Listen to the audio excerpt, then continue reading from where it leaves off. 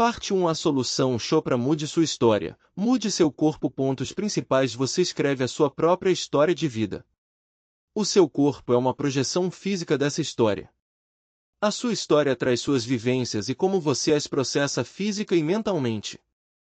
Se você está acima do peso, a sua história provavelmente reflete aspectos negativos relacionados à comida, à alimentação e à imagem corporal. Antes de mudar a própria história, você precisa conhecer alguns dados sobre a relação entre a mente e o corpo. Conhecimento é poder. A fim de ativar essa relação entre a mente e o corpo, enuncie para si mesmo os seus objetivos conscientes. Essa é a mensagem mais poderosa para enviar a seu corpo. Neste momento, embora sejamos desconhecidos um do outro, estamos fazendo a mesma coisa. Estamos vivenciando a nossa história de vida. A parte mais importante da vida de todos nós poderia ser intitulada "O que me faz feliz?". Toda história apresenta o mesmo objetivo, pois, ainda que a pessoa esteja jogando futebol profissionalmente a fim de vencer o campeonato, a pessoa B esteja em um trabalho cotidiano e a pessoa C esteja criando duas crianças pequenas em casa, essas diferenças desaparecem diante do objetivo de ser feliz, da melhor forma possível.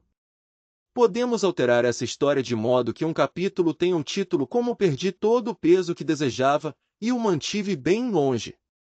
Ora, toda história tem um tema que a percorre, e atualmente os temas sobre comida e alimentação provavelmente são negativos. Quando converso com pacientes com sobrepeso, os mesmos temas se repetem, às vezes por décadas. Será que algum deles lhe soa familiar? Já tentei de tudo e li um monte de livros sobre regimes, mas nada funcionou. Talvez seja melhor desistir. Acho que o meu excesso de peso é genético. Não sou atraente mesmo. A minha aparência é uma desgraça. Já estou velho demais para tentar de novo. O meu corpo é este. Melhor aceitar isso. Sei que devia fazer exercícios, mas não me entusiasmo. Conheço os alimentos corretos, mas não resisto a tentações e desejos. É tudo muito difícil.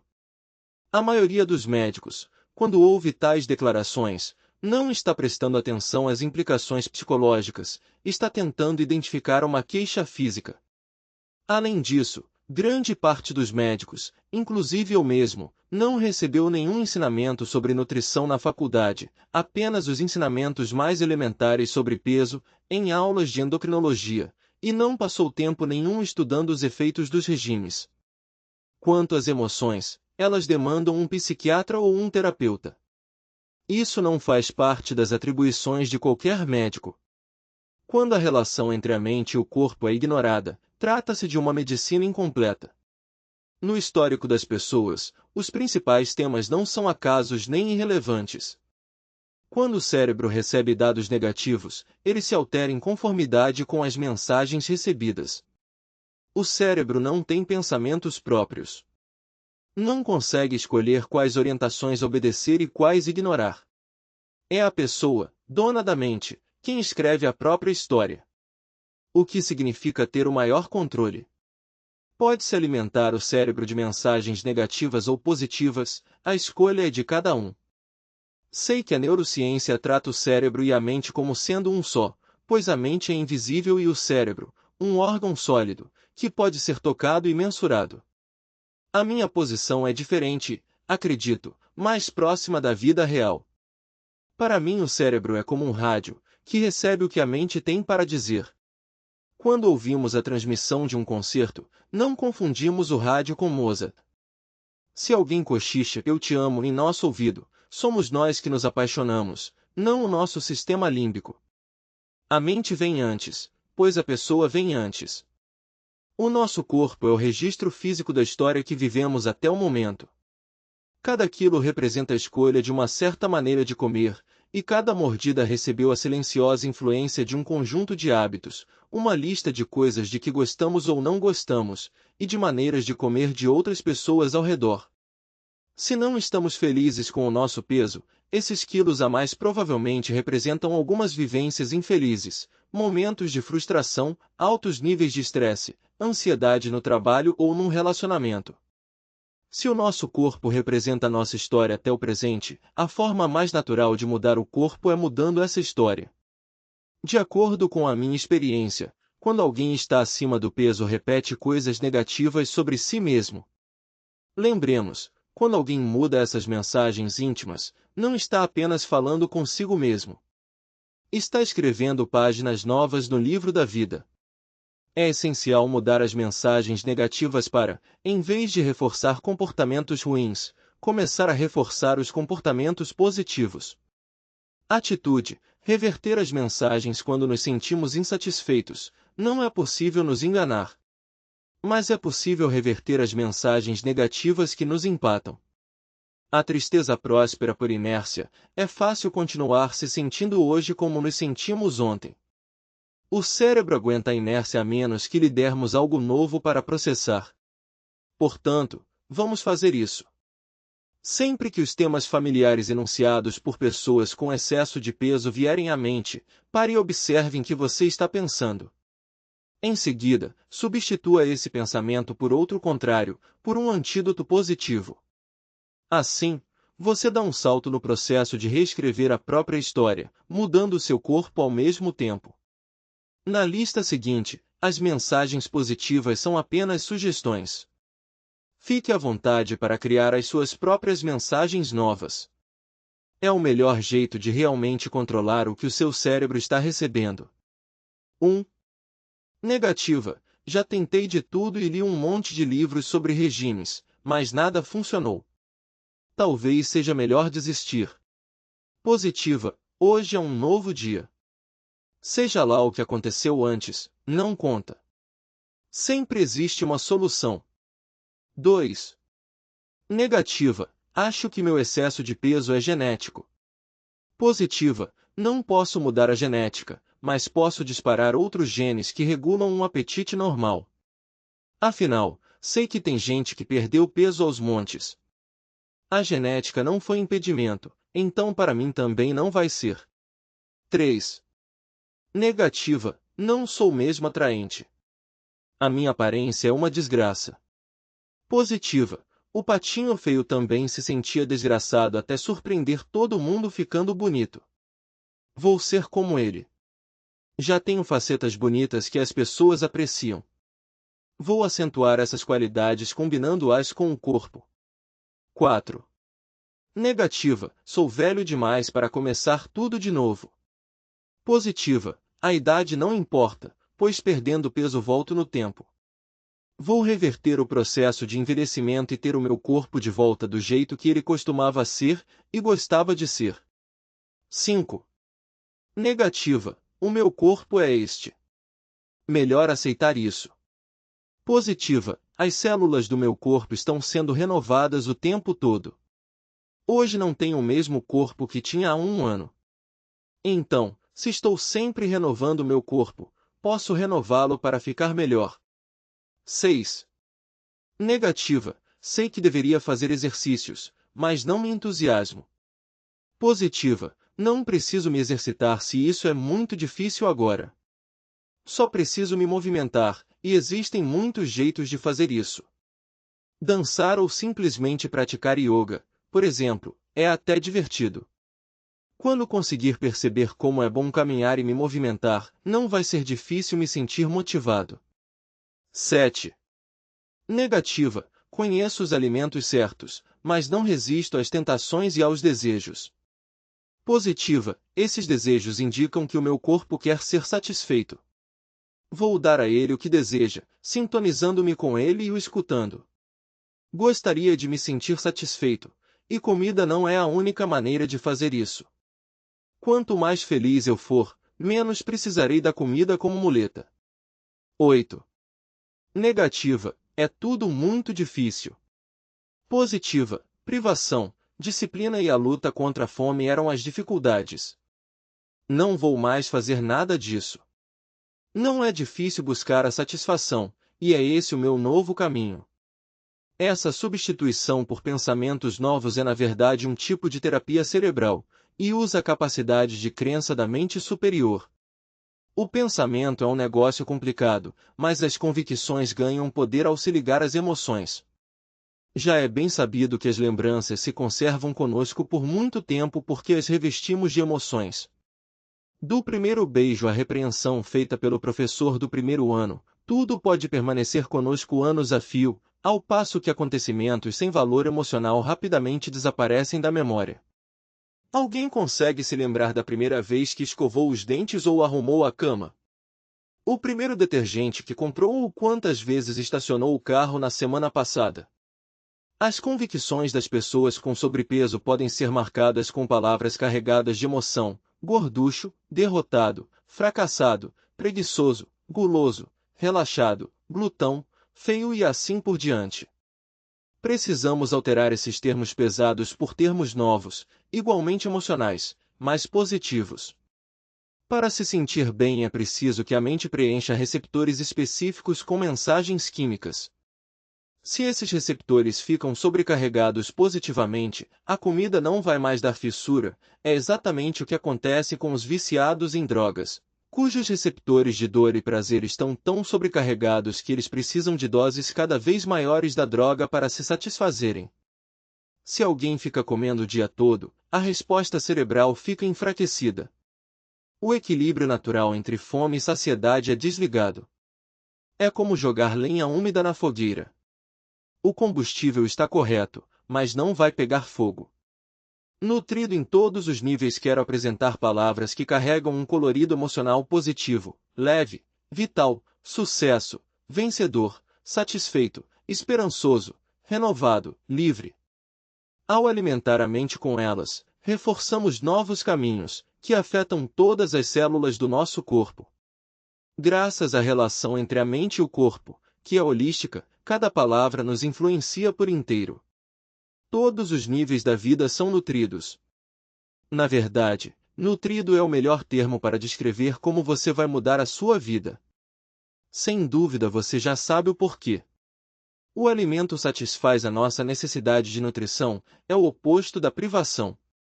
Como somos criaturas complexas, associamos o alimento a várias experiências: ao lar, à mãe, à infância, à família, à união, ao aconchego, à proteção, à abundância, à doação.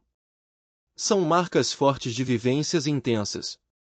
Quando as misturamos com vivências negativas que também são intensas, o que é bom fica contaminado. Não estou sugerindo que uma história de vida deva ser cheia de doçura e leveza. Encher a cabeça de propaganda é um equívoco, não tem sentido.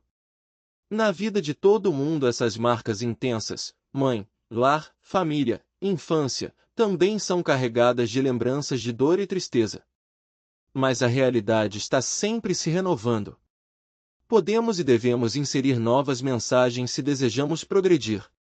Não há motivo para ficarmos presos a condicionamentos antigos e lembranças negativas. Atitude. Nutrido de leveza e luz é possível provar a si mesmo como uma palavra nova pode ser nutridora assim que ela passar a ser um tema pessoal. Vamos experimentar com as palavras leveza e luz. Como leveza é o oposto de peso, é uma das melhores palavras para o nosso propósito. Quanto mais leveza e luz você trouxer para a sua vida, mais fácil será perder peso. Por quê? Porque muitas experiências positivas envolvem leveza e luz.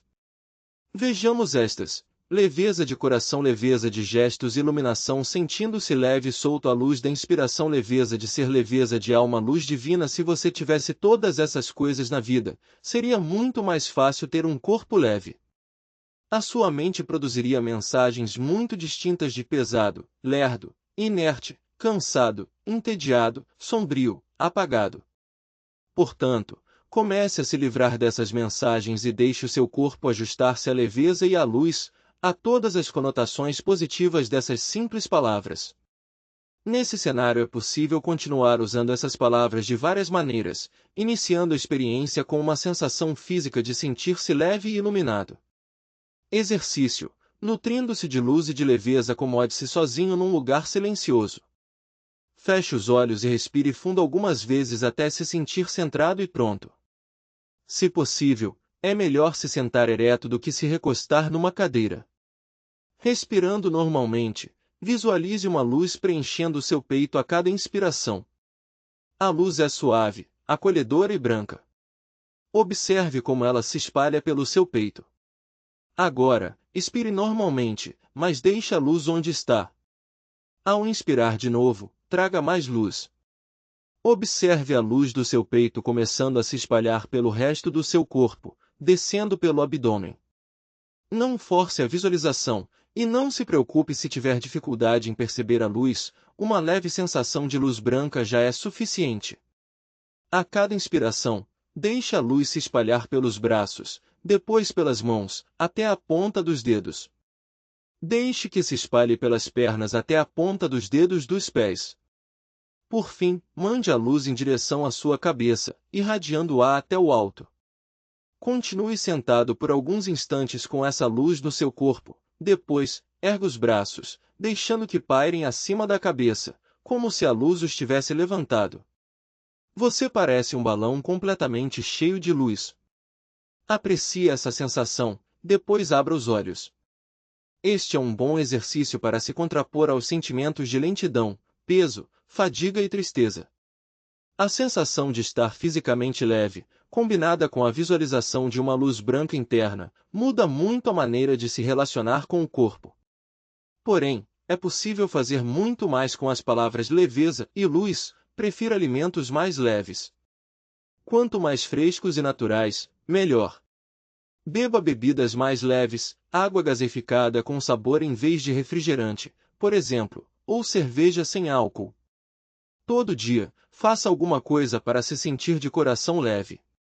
Seja mais gentil com você mesmo e com os outros, com gestos mais leves. Use cores e tecidos mais leves. Quando se sentir alegre, deixe que os outros vejam o seu brilho interior. Ilumine-se, juntando-se a pessoas que são fonte de inspiração para você.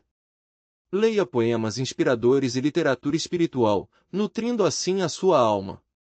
Quando compreender que a luz nutre todos os níveis, será maravilhoso brincar com esse tema. O significado de uma única palavra pode se transformar em inúmeras atitudes. Uma vida iluminada é tudo o que alguém pode desejar. Como toda história de vida é complexa, a simplicidade é necessária para que seja possível fazer mudanças sem se perder nas ervas daninhas. Convenhamos, há muita erva daninha pelo caminho, com todas as distrações, complicações, acasos e obstáculos. Qualquer pessoa pode se beneficiar ao fazer uso desses padrões simples. Se você se dedicasse apenas a 2 desses temas que temos discutido, leveza e luz, a sua existência seria inteiramente transformada. Compreensão da mensagem. Vamos aprofundar essa relação entre a mente e o corpo. Em nossa cabeça, as palavras seguem um caminho circular, conhecido como ciclo de feedback. 1. Pensamos alguma coisa. 2. O pensamento é registrado no cérebro. 3. O cérebro envia sinais químicos a cada célula do corpo. 4. As células reagem e reenviam a mensagem ao cérebro. À medida que a resposta percorre esse circuito, vivenciamos uma nova sensação, emoção ou pensamento. No entanto, alguns aspectos passam despercebidos, e é por isso que a medicina moderna levou décadas para descobrir que todas as ocorrências mentais afetam também o corpo.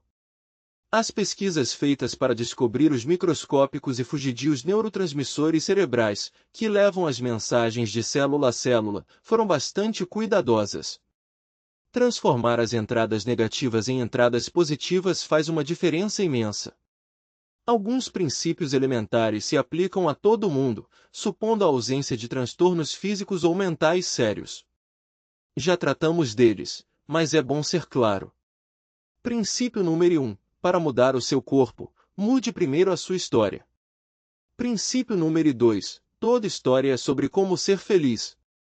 Princípio número 3. Se encontrar um jeito melhor de ser feliz do que comendo, o seu corpo naturalmente vai voltar a um estado de equilíbrio. Se estar acima do peso é algo crônico para você, um ou mais desses princípios elementares precisam da sua atenção. Eis aqui um exemplo de como esse enredo pode sair do controle mesmo que não precise. Jerry tem 45 anos e um emprego estável. Este ano, passou por um divórcio difícil. Passaram-se 10 meses, E tudo indica que Jerry já começou a se consolar comendo demais, pois ele já tem que espremer o começo de um pneuzinho na cintura. Mas isso não o preocupa, ainda não está atrás de outro relacionamento. Pode se soltar um pouco, essa é uma das vantagens de estar solteiro de novo. Um mês depois, Jerry vai ao médico para um exame de rotina. Ele acha que a enfermeira se enganou quando lhe disse que estava pesando 7 quilos a mais do que no ano anterior. Mas a balança está certa, e o médico de Jerry observa um aumento da pressão arterial e o que chama de uma predisposição ao diabetes. É preciso fazer alguma coisa. Jerry imediatamente começa a frequentar uma academia. Abandona as pizzas congeladas, item principal de sua dieta desde que a esposa o deixou, mas, no fim das contas, ele trabalha demais e só consegue ir à academia 1 ou 2 vezes por semana. Começa a sair com uma mulher que, segundo ela mesma, não tem nada contra os quilinhos a mais dele, ela mesma vem ganhando alguns. E, embora Jerry não esteja muito satisfeito com o diagnóstico médico, os dois continuam frequentando alegremente restaurantes caros. Uma série de justificativas começa a se juntar em sua mente. Para minha idade, pareço bem e me sinto bem. Passei por um período difícil. Posso relaxar um pouco. Jamais gostei que implicassem com o meu peso. Sou adulto. Posso comer o que quiser. Tem muita gente pesando mais do que eu. Não existe vilão nesta história, apenas uma corrente contínua de pensamentos e sentimentos que gradualmente vão dando um resultado ruim.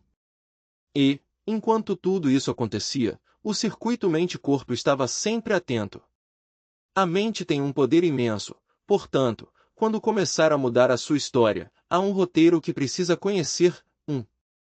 Não somos o nosso corpo. Somos criadores do nosso corpo.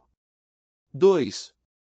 Criamos nosso corpo atual fazendo uso tanto de pensamentos conscientes como inconscientes. 3. Podemos criar um novo corpo através de escolhas conscientes. 4. O corpo é um verbo, um processo, não um substantivo, um objeto imobilizado. 5. O corpo físico é sempre reciclado, quase todo ele, uma vez por ano, o revestimento do estômago a cada 5 dias, a pele, uma vez por mês, o esqueleto a cada 3 meses, o fígado a cada 6 semanas, o material genético a cada 6 semanas. 6. Sempre mudamos a atividade dos genes por meio dos mesmos sinais enviados pelos pensamentos, emoções e comportamentos. Como se vê no espelho como um objeto sólido, de pé e firme no espaço, as pessoas não compreendem que o corpo não é uma coisa. É um processo em constante mudança. Imaginemos um edifício que se parece com qualquer outro, porém, quando nos aproximamos dele, vemos que os tijolos ficam saindo do lugar e são renovados o tempo todo. Esse é o nosso corpo. Embora, por exemplo, o esqueleto pareça sólido, ele sempre troca o cálcio com o resto do corpo, e como esses átomos se movimentam, a substituição deles reage a mudanças. O esqueleto de um maratonista é completamente diferente do esqueleto de uma pessoa totalmente sedentária, se examinado no nível das células. Até um par de sapatos novos é o suficiente para alterar a forma dos ossos das pernas. Quando uma pessoa tem 20 anos, a sua coxa tem tanta musculatura quanto gordura. Diante da falta de atividade física, quando ela tiver 50 ou 60, vai ter o dobro de gordura. Embora os órgãos conservem basicamente a mesma forma, estão sempre mudando seus tijolinhos fundamentais. Por isso, gosto de dizer que o corpo é um verbo, não um substantivo. As pessoas ficam surpresas ao descobrir que isso chega até os genes. Não é possível acrescentar ou perder os genes com que nascemos, mas eles não são fixos, são ligados e desligados por uma série de fatores. O Dr. Dean Ornish e seus colegas da Universidade de Harvard, nos Estados Unidos, demonstraram que o rendimento de até 500 genes são alterados quando uma pessoa faz mudanças positivas no estilo de vida, tais como alimentar-se melhor, fazer exercícios moderados, meditar ou controlar o estresse. O maior obstáculo: mensagens confusas. Se a mente tem tanto poder, por que as pessoas se sentem impotentes quando querem mudar? A questão são as mensagens confusas que estão sendo processadas pela ligação entre mente e corpo. Todo mundo que come demais conhece como é lutar contra as vontades e vê-las vencer. Eis um exemplo perfeito de duas mensagens em conflito, uma dizendo não devo ceder e a outra dizendo não consigo resistir. Se pudéssemos congelar a imagem da mente quando ela vai atrás de uma guloseima tentadora, a escolha entre coma e não coma seria simples de compreender. A história naquele instante seria: não tinha fome de fato, então comi uma cenoura em vez de um doce. Contudo, tal simplicidade nem sempre acontece na vida real. As mais variadas ocorrências mentais estão acontecendo de uma vez. Imaginemos que 6 telegramas estão chegando ao mesmo tempo, mais ou menos assim: estou com pressa, não tenho tempo para comer direito. Estou ansioso. Açúcar me faz muito bem. Não vou me preocupar com nutrição agora. A loja de doces fica bem ali. Bem que eu gostaria de me impedir. Os 6 telegramas chegam juntos ao mesmo lugar. O que acontece em seguida é que a pessoa faz uma escolha. Qual será? Qualquer pessoa adulta sabe que a escolha racional, em termos de saúde, peso, nutrição e satisfação como um todo, é passar longe da loja de doces. Mas 5 desses 6 telegramas estimulam a vontade de comer, apenas um é claro e racional. A indústria alimentícia ganha uma fortuna ao contar conosco para ignorar o lado racional e ceder aos impulsos, esquecendo o que nos faz bem e pegando logo o primeiro doce que encontramos. Enquanto milhares de pessoas entopem o corpo de alimentos nulos e nutrientes e adocicados, a ironia é que só nós temos controle sobre essa conexão entre a mente e o corpo. As palavras sim e não são estranhas para nós, e sabemos como pesar os prós e os contras de nossas decisões. A vida inteira é feita de escolhas. Mas a ligação entre a mente e o corpo funciona mal por uma simples razão: os 6 telegramas trazem mensagens que estão em conflito umas com as outras. Isso leva a um estado, só recentemente descoberto pela neurociência, conhecido como inibição cruzada. Trata-se de um jargão que explica as mensagens conflitantes em nossa cabeça. Todo mundo que luta com o peso sabe como é essa briga: não devo ceder versus não vai ter jeito. Isso não me faz bem versus mas é muito gostoso. Não posso me prejudicar assim versus e daí? Faço isso o tempo todo. Inibição cruzada: quem vai ganhar? As mensagens em nossa cabeça não apenas falam conosco, mas também tentam anular as outras mensagens. Isso é quase literal, como têm demonstrado avançadas pesquisas sobre o cérebro. O grupo de neurônios que envia uma mensagem, não pegue este picolé, emite sinais químicos para bloquear a mensagem inversa enviada por outro grupo de neurônios: vá em frente, pegue o picolé. Nesse sentido, o cérebro age como algumas árvores, como as sequoias e nogueiras, cujas raízes secretam substâncias químicas que impedem outras árvores de germinar nas proximidades. Só que, nesse caso, a química defensiva vem de ambos os lados. Uma escolha deve ser feita, no entanto, e as ligações do cérebro são feitas de modo que uma mensagem acaba vencendo, caso contrário viveríamos em constante estado de indecisão. A inibição cruzada é positiva, se a mensagem vitoriosa for a correta. A mente é bastante eficiente em reduzir decisões complexas a um mero sim ou não. Pensemos em todos os elementos envolvidos na decisão sobre qual faculdade fazer ou com quem se casar ou ter filhos. Seria insuportável viver em eterna indecisão. O nosso cérebro está desenhado para nos levar a fazer uma escolha, e, o que é ainda mais fascinante, uma vez que o sim vence o não, a decisão parece definitiva. Em geral, também parece acertada e boa. Mas às vezes as mensagens negativas pesam injustamente contra as positivas, e então começam os problemas. As escolhas não se acomodam. Aparece um tipo de remorso: não acredito que comi tudo isso. O que faz o impulso para comer demais ser muito mais forte que o impulso de não comer? Não é a fome em si. A ligação entre a mente e o corpo faz um relato diferente. As mensagens negativas tornaram-se injustamente pesadas por meio da repetição, que altera o cérebro em prol da desistência. Por que as mensagens negativas vencem? Hábito. Um histórico de escolhas equivocadas. Sensação de fracasso. Falta de controle do impulso. Pressão da família e dos companheiros. Talvez a pessoa não se lembre de todas as vezes que as mensagens negativas venceram as positivas, mas o corpo dela sabe, graças aos caminhos cerebrais mais usados. Grupos de apoio obesos tentam reequilibrar a balança. Pode-se telefonar a um padrinho ou colega do grupo, e essa pessoa reforça as mensagens positivas que devem prevalecer. São o inverso das negativas. O que parece ser apoio moral é na verdade uma tática para alterar a fiação do cérebro. Quando as mensagens positivas vencem, encontramos um jeito de romper o hábito ruim. Estabelecemos um padrão de escolhas corretas. Obtemos uma sensação de êxito. Controlamos o impulso. A pressão da família e dos companheiros não exerce influência, não somos levados a comer mais para acompanhá-los.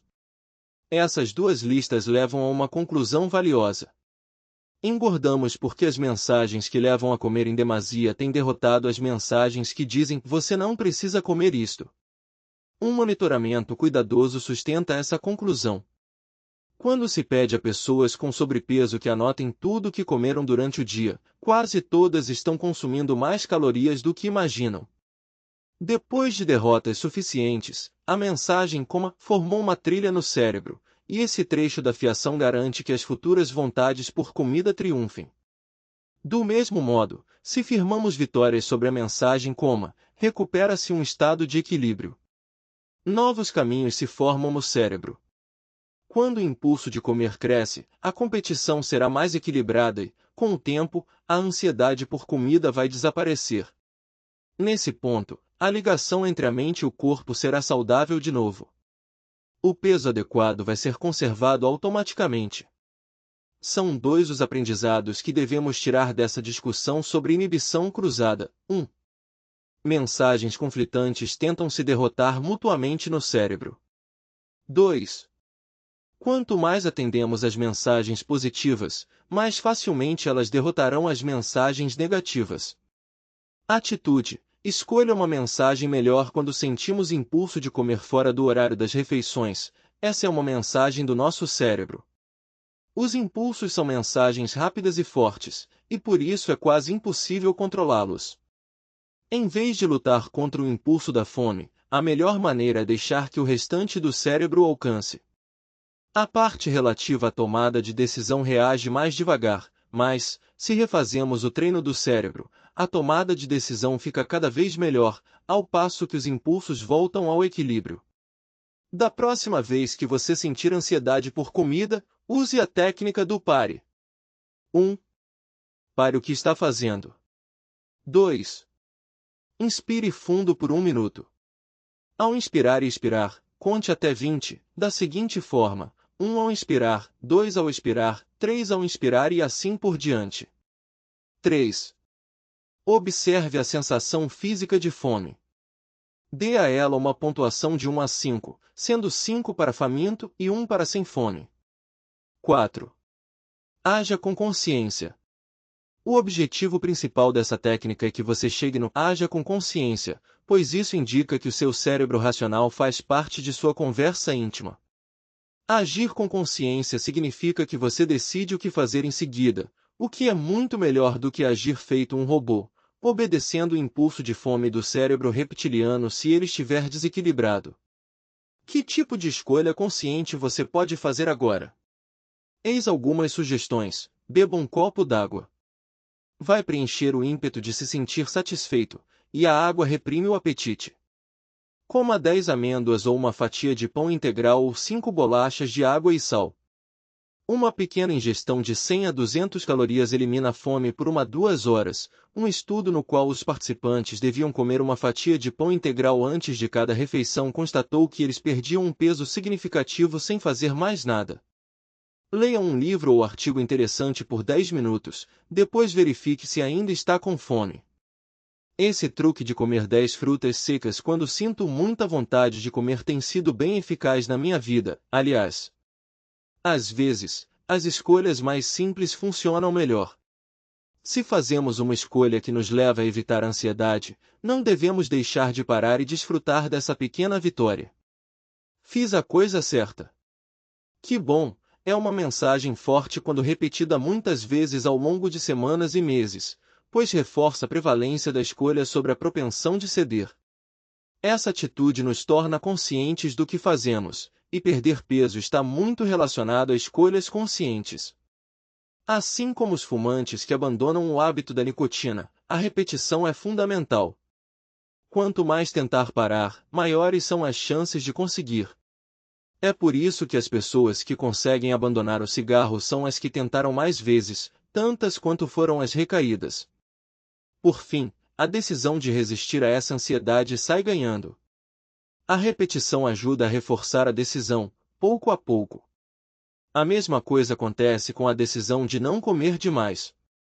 Hora de agir. Temas para a semana. Este capítulo ofereceu exemplos de como você pode mudar a sua história adotando eficientes ferramentas como as palavras luz e nutrição. Existem outros temas que também funcionam bem. Se acha essa abordagem interessante, por que não se concentrar em temas diferentes a cada dia da semana? Existem inúmeras maneiras de substituir um tema antigo por um novo, que seja mais positivo e estimulante para a mente e o corpo. Segunda-feira, transforme passivo em ativo. Terça-feira, transforme apático em vibrante. Quarta-feira, transforme rotina em surpresa. Quinta-feira, transforme rançoso em fresco. Sexta-feira, transforme pessimista em otimista. Sábado, transforme trabalho em lazer. Domingo, transforme comum em inspirador. Para começar, aqui estão algumas sugestões. Uma vez que inicia a mudança, novas possibilidades rapidamente aparecerão. Segunda-feira, como transformar passivo em ativo. Pegue qualquer atividade passiva de um dia, assistir à TV deve estar na lista da maioria das pessoas, e a substitua por uma atividade ativa, por exemplo, dar uma volta no quarteirão. Em vez de pegar o elevador, suba as escadas. Em vez de deixar que outras pessoas falem sem parar, leve a conversa para um tópico interessante para você. Ao fazer coisas assim, reforce a mensagem em sua mente: estou sendo ativo. Terça-feira, como transformar apático em vibrante. Defina vibrante como bem entender: uma cor viva, um sabor picante, uma conversa brilhante. Insira o vibrante em sua rotina hoje. Vista uma cor viva, coma algo mais picante ou mais colorido. Veja imagens de arco-íris na internet ou fique perto de uma fonte de água. Ao fazer coisas assim, reforce a mensagem em sua mente: estou sendo vibrante. Quarta-feira, como transformar rotina em surpresa. A vida fica confortável quando temos uma rotina, mas a existência seria sem graça sem uma pontinha de emoção. Hoje, mude alguma coisa em sua rotina. Vá a um restaurante diferente ou a uma loja instigante. Em vez de ler o jornal no ônibus, por que não ler algo mais inspirador? Inspire alguém que você ama com um bilhete.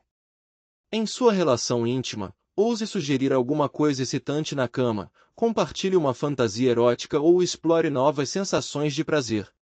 Ao fazer coisas assim, reforce em sua mente: estou sendo surpreendente. Quinta-feira, como transformar rançoso em fresco. Todos os temas têm um significado amplo, e com frescor é possível ir aonde quiser. Hoje, jogue fora a comida rançosa que está na geladeira e traga frutas frescas e verduras. Coloque flores novas na mesa. Observe algo novo em um velho amigo e conte a ele, como um elogio. Ao fazer coisas assim, reforce em sua mente: estou trazendo frescor para a minha vida. Sexta-feira, como transformar pessimista em otimista. É muito fácil se acostumar a ficar lamentando sobre a vida. Hoje, pegue qualquer atitude pessimista e explore um ângulo otimista dela. Pense em esperança, em novas possibilidades, na bondade das pessoas, na recuperação do tempo. Encontre uma maneira de sentir compaixão por quem sofre em vez de culpar as pessoas pela situação em que se encontram. Encare o seu futuro da mesma maneira, insistindo em coisas que vão melhorar. Ao fazer coisas assim, reforce em sua mente: estou sendo otimista. Sábado. Como transformar trabalho em lazer. O fim de semana é de diversão e relaxamento, mas muitas vezes nos flagramos ainda trabalhando, seja em tarefas domésticas ou do trabalho. Encontre um jeito de se divertir, fazendo da recreação uma recriação. Tome parte em alguma atividade renovadora. Plante uma árvore, passe algum tempo com crianças, desenhando na calçada, faça um passeio pelos arredores, levante-se cedo e assista ao nascer do sol. Ao fazer coisas assim, reforce em sua mente: estou me recriando. Domingo. Como transformar comum em inspirador. Um dos dias da semana deveria ser extraordinário, e nada é mais extraordinário que se conectar com uma perspectiva ampla e própria. Hoje, leia textos das Escrituras ou um pouco de poesia. Veja obras de arte, ouça obras-primas musicais, tudo para alimentar a alma. Ao fazer coisas assim, reforce em sua mente: estou me sentindo inspirado.